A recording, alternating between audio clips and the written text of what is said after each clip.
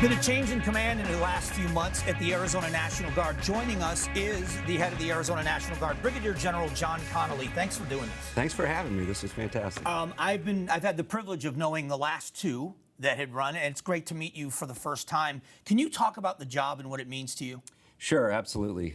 Being the commander of the Arizona National Guard, which is really the role of the Adjutant General, means you're in charge of 7,800 Arizona soldiers and airmen and their families, so you're responsible for making sure that they're trained and ready to deploy and fight the nation's wars, or to take care of Arizonans here at home in case of an emergency or a disaster. And I don't know that people understand the sacrifices that your soldiers and your airmen make, because they have regular jobs and careers, but when called up, they're members of the military, they separate from their families. Many times it involves a big pay cut because of their professional life is different than their life as a soldier. Absolutely. The vast majority of our soldiers and airmen are part-time. So ostensibly 1 weekend a month, 2 weeks a year. It's usually a little bit more than that. But you're right. Most of them have jobs in the civilian world. They come from your communities. They're your barber, they're your lawyer, they're your doctor, and that's what makes the Guard fantastic. And that's what makes the Guard so important to national defense is when those folks put their lives aside to go do the nation's business.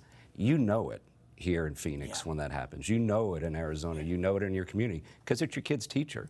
You know, if everybody on Luke Air Force Base packed up tonight and went somewhere, most of us probably wouldn't realize it, you know, because it wouldn't affect us directly unless you're living right around there. But that's what makes the Guard so unique.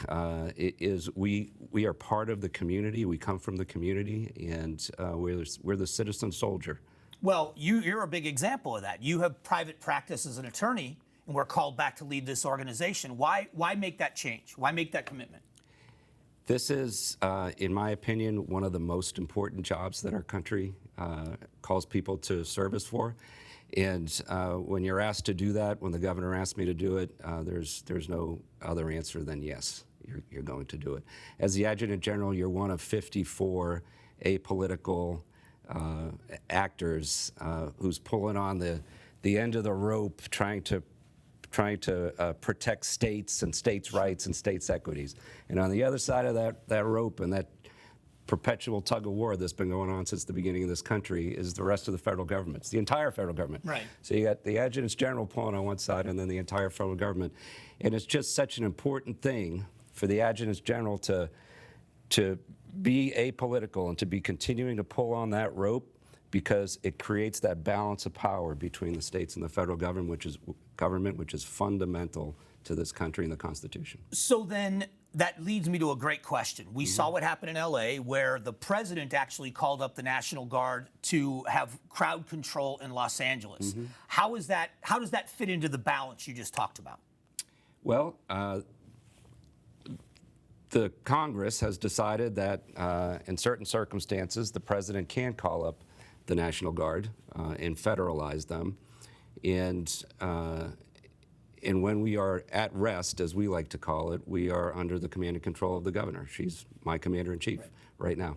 If the president were to call me up, I would be under the command and control of the president. And the Constitution sets it out that way. It's worked since the beginning of this country. So it does maintain the balance of power. The president, with the power granted to him through the Constitution or Congress, can call us up. We go, we do our duty for the federal government. Once that duty is over, we return back to the state, and we're under the command and control of the governor. Does it put the Adjutant General in California in a precarious position, because now that was made overtly political in the news and the media? Does that put them in a difficult spot? I don't think so. I think the Adjutant General in any state understands their position. They are a state actor while they're under the command and control of the governor. But when the president flips the switch, those troops that the president federalizes, whether they're going to go do some mission on the streets of California, or they're going to go to Iraq or Afghanistan or Djibouti or wherever they're going to go, the Constitution and the laws of the United States give the president the ability to do that. So, we as Adjutants General, when the president flips that switch and federalizes us or our folks, we don't really get a swing into that. General, it's a pleasure to meet you. I hope we get to have more conversations, but it's been a pleasure. Great. Thank you so much. We'll be back.